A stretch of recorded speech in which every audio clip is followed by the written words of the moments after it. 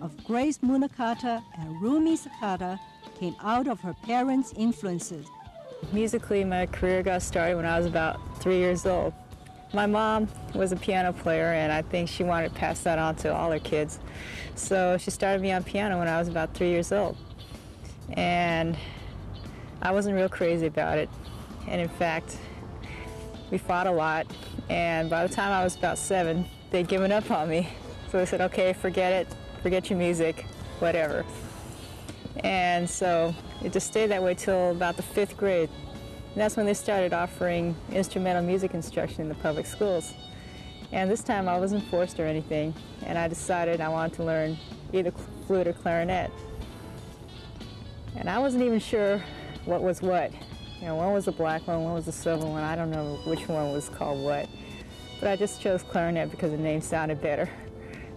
Somewhere around junior high, they started offering jazz band, and there was a summer music workshop that happened, also put on by the public schools. And I wanted to play in the jazz band. Clarinet players weren't allowed in the jazz band. You know, there's no parts just written for clarinet, so I had to learn saxophone. While her mother played a big part in her musical life, there were other influences. Both my parents are Kibes, which means they were born here, raised in Japan, and came back here. My mom comes from a fairly musical family. She was one of 3 sisters, and both her and her older sister were pretty accomplished classical pianists. And my mom's younger sister is a pretty interesting person. Although I only got to meet her once, she's somewhere along the line she became Jewish, so she was a Japanese Jew, and she lived in New York and opened up a nightclub and a nightclub restaurant type thing, and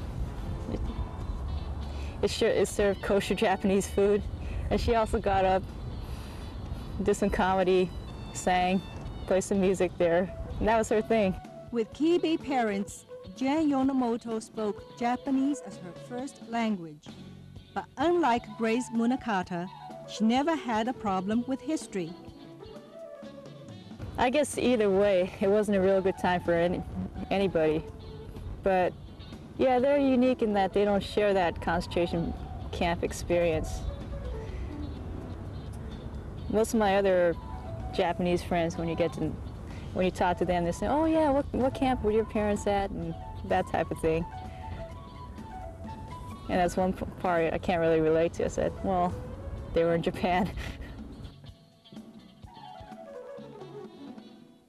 But even without a shared Japanese-American experience, Jan Yonemoto and her band play a lot of Asian gigs.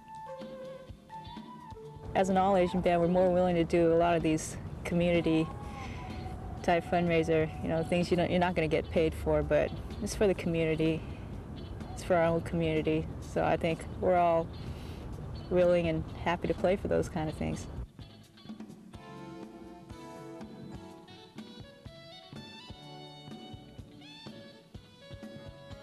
Like Grace Munakata and Rumi Sakata, there's also an artistically close partner in Jan Yonemoto's creative life, bass player John Chung. Jan is actually the franchise of the band because she is our up-front person. I mean, all the guys in the band are basically the rhythm section.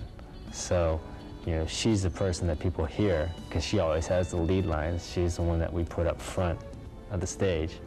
So, you know, she is our, you know, our quarterback, so to speak. And really, you know, Crosswinds would not be Crosswinds without Jan.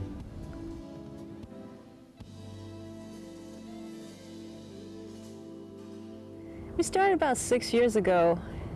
There was another band that John, the bass player, was working with, and they were about to split off. Half the band wanted to play top 40, and John and our original keyboard player wanted to play jazz. And so I met John through a mutual friend, and we just started talking about the kind of music we liked and the kind of things we wanted to do. And we found we had something in common.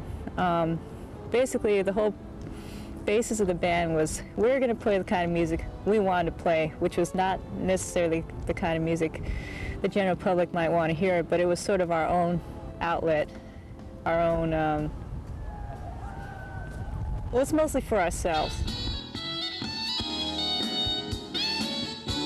For the 3 Japanese-American artists and musicians whom you've met, the act of creation isn't a trail to wealth and fame. It's simply their way of living and creating in America.